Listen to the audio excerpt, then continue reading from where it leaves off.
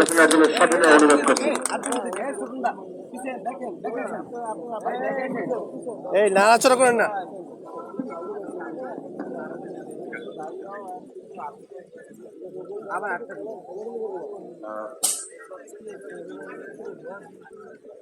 জেলা প্রশাসক সুবর্ণপুরী উপস্থিত মন্ডলী গণমাধ্যমের প্রতিনিধি, আপনারা জানেন যে কি পরিস্থিতিতে গত বছর 5ই আগস্ট সরকারের পরিবর্তন ঘটে এবং 8 তারিখে সবার অনুরোধে ডক্টর ইউনূস দেশের দায়িত্ব নিতে রাখেন। এটা নিয়ে ডিটেলসের প্রয়োজন নেই, কারণ অনেকবার অনেক কথাবার্তা হচ্ছে, আপনারা সবাই জানেন পরিস্থিতি বেশ কি ছিল। একদম তলানিতে চলে যাওয়া দেশকে আবার টেনে তুলতে হয়েছে ডক্টর ইউনূসকে, আমরা সহায়ক হিসাবে সাথে ছিলাম। এই সরকার অন্তর্বর্তী সরকার হিসাবে বাই ডেফিনেশন কিন্তু স্বল্পকালীন। সেটা হলো যে আমাদের কিছু দায়িত্ব ছিল, কিছু প্রত্যাশা ছিল ইয়াং জেনারেশনে, তাদের সেই প্রত্যাশা সবটাই যে আমাদের এই স্বল্প সময়ের মধ্যে পূরণ হয়ে যাবে তারা, কিন্তু আমরা পথ নির্দেশ করে দিয়ে নির্বাচন দিয়ে নির্বাচিত প্রতিনিধিদের মধ্যে ক্ষমতা তৈরি করে আমাদের চলে যাওয়া, এটাই আমাদের লক্ষ্য ছিল সবসময়। এবং তার জন্য ন্যূনতম যেটুকু সময় দরকার ছিল সরকার সেই সময়টুকুই নিয়েছে, এর থেকে কোনো বেশি সময় নেয়। আগামী ফেব্রুয়ারি 12 তারিখে নির্বাচন হচ্ছে, সবাই এটাতে সব রাজনৈতিক দল এটাতে অংশগ্রহণের প্রস্তুতি নিচ্ছে এবং আমরা আশা করি যে খুব উৎসবমুখর পরিবেশে এই নির্বাচন অনুষ্ঠিত হবে। এই নির্বাচনের বিশেষ গুরুত্ব কয়েকটি কারণ। এক, সত্যিকার অর্থে দেশে গত 15 বছর কোনো নির্বাচন হয়।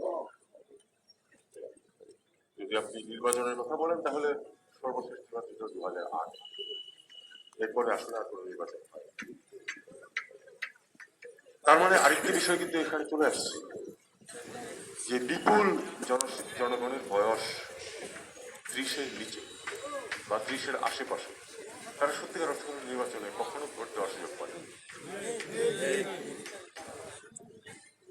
এবার আমাদের লক্ষ্যটা হচ্ছে যে প্রত্যেকটি মানুষ যেন, আমরা জানি যে 100% ভোট কোনোদিনই কাস্ট হয় না, এটা আপনারাও জানেন আমরাও জানি, কিন্তু ভোট দিতে চাইবে অথচ দিতে পারবে না, প্রতিনিধি নির্বাচন করতে চাইবে অথচ সেই প্রতিনিধির দেখা পাবে না, এরকম পরিবেশ যেন সৃষ্টি হয়, এটাই ছিল লক্ষ্য।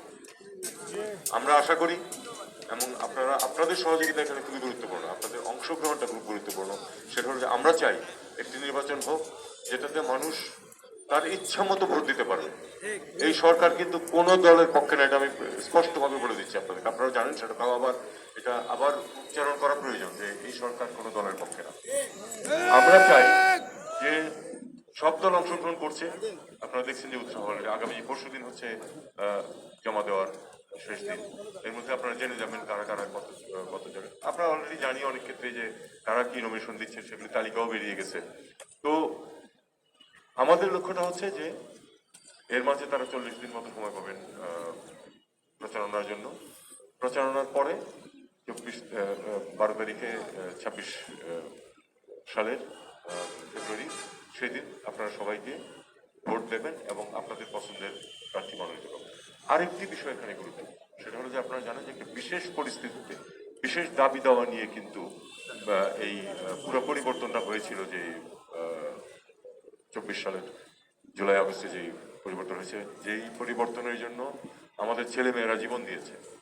আমাদের তো ধরুন বয়স হয়ে গেছে অনেকে, এখানে আমার চেয়ে বেশি বয়স তেমন কাউকে আমি দেখতে পাচ্ছি না, হয়তো কিছু থাকতেও পারে।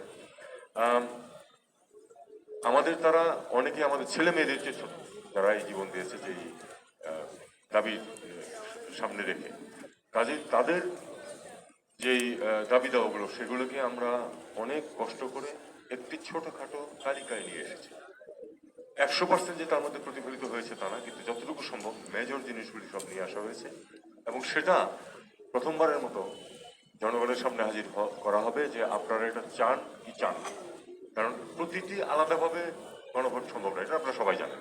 কাজে একটা তালিকা তৈরি করা হয়েছে, তার মধ্যে 100% পয়েন্টের সাথে আপনি হয়তো একমত নাও হতে পারেন, কিন্তু বাই অ্যান্ড লার্জ এটাতে মূল যে বক্তব্যটা আসছে তার ভাই, আপনি একদম ভাই। যদি 90% সাথে একমত হন, 80% সাথে একমত হন, আপনি আমল দিতে পারেন। আবার যদি কেউ ভাবেন যে না এইগুলি আমার পছন্দ না, আপনি না ভোট দিতে পারেন, সেই সুযোগও থাকছে। তো আপনাদেরকে এইবার এই আমাদের যে আপামর জনসাধারণ আছে তাদের সামনে দায়িত্ব আসলে দুটো।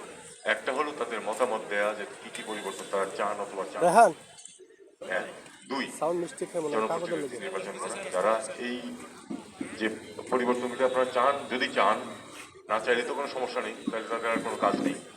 যদি পরিবর্তন চান এই বিষয়গুলোতে, তাহলে সেই পরিবর্তন সংগঠনের দায়িত্ব কিন্তু পরবর্তী পার্লামেন্টে, কারণ তারপরে তো এই সরকার নেই আর। পরবর্তী পার্লামেন্টে যারা আপনাদের প্রতিনিধি হয়ে নির্বাচিত হয়ে আসবেন, তারা অবশ্যই আপনাদের যে মতামত সেটাকে গুরুত্ব দেবেন, কারণ আপনাদের ভোটেই তারা নির্বাচিত হবে। কাজে এইবারের নির্বাচনটাতে এই দুটো আসপেক্ট চলে আসতেছে, যেটা নর্মালি আমরা শুধু আপনারা যে একজন প্রতিনিধি শুধু নির্বাচন করেন সবসময়। এবারে দ্বিতীয় আরেকটি বিষয় আসছে যে আপনার মতামত কি প্রস্তাবিত পরিবর্তনের পক্ষে, কারণ দেশ স্বাভাবিক লাইন থেকে অনেক সরে গিয়েছে, সেটাকে আবার যথাযথ স্থানে নিয়ে আসা, আপনাদের অধিকার যাতে আবার কেউ এসে অধিকার থেকে বঞ্চিত করতে না পারে, সে ধরনের একটা পরিবেশ সৃষ্টির জন্য এগুলো করা হয়েছে। পরবর্তী যে সংসদ বসবে তাদের দায়িত্ব থাকবে এটাকে ইমপ্লিমেন্ট করা। কতটুকু করতে পারবে, কতটুকু সময় লাগবে, সেগুলি তাদের বিষয়। কিন্তু আপনারা যেদিকে মতামত দিয়েছেন সেটাকে সম্পূর্ণ অগ্রাহ্য করা আপনাদের প্রতিনিধিদের পক্ষে সম্ভব হবে না, কারণ তাদেরকে তো কদিন পরে আরেকবার আপনাদের সামনে হাজির হতে হবে।